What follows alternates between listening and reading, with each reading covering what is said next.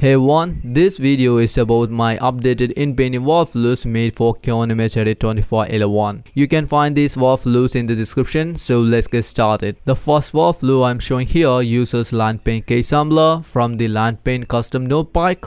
Inpainting KSampler is pretty good for doing Inpainting, but the problem is that it is slow.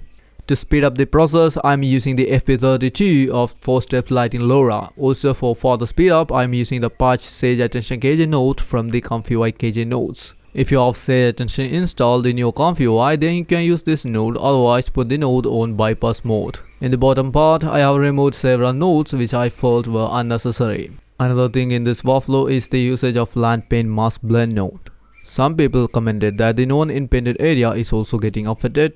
To preserve the non-inpainted area more, we will merge the rescaled original image with the inpainted area with the help of a mask. So let's run the workflow and see the result. This completed, let's take a look at the results. As you can see here, her clothing has changed. The result looks good, but the length of her arm changed too. I don't think people will notice it unless they see the original image. Now let's take a look at the generation time. It took around 163 seconds, which is about 2 minutes and 43 seconds. That is slow when compared to the Flex to Client models. Now let's look at the next workflow. In this workflow we use the KSampler, not the Inpainting KSampler. Because KSamplers are fast, I will be using the FP32 of the 8 steps lighting LoRa. The 8 steps LoRa works better when doing Inpainting with the native KSampler. When using the 8 steps lighting LoRa, the steps value in the KSampler should be 8. Let's run the workflow and see the result.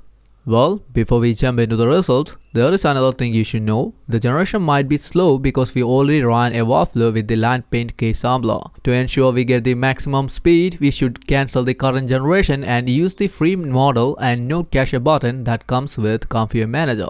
Wait for a while, after that hit the generate button and wait for the result. So like before, it's completed. Let's take a look at it. The result is nice, but there is a small problem on the right part of the hat. The mask should be bigger than the current one. If we redraw the mask, we can solve the problem. Always remember to draw a mask big enough so that the object you are placing has enough area. Also, there is another way to expand the mask. Just increase the expand value in the grow mask with blur node. Now that we are ready, let's run the workflow and see the result. The generation is completed. Let's take a look at it. As you can see here, the height fits properly, but there is a small distortion around her head. Now let's take a look at the next workflow. The workflow looks similar to the previous one, but there are extra nodes used for isolating objects from the images. If you look at the bottom part of this workflow, we can find the SAM3 extract object subgraph node, which uses SAM3 for object isolation. To use the SAM3 model, you need the ComfyUI SAM3 custom node pack, which you can install it from the ComfyUI Manager. If you enter this subgraph node, you can see that there are SAM3 related nodes inside it. Now let's go back and try isolating this hat. Set the preview image next to the SAM3 extract object subgraph, then click on the play button.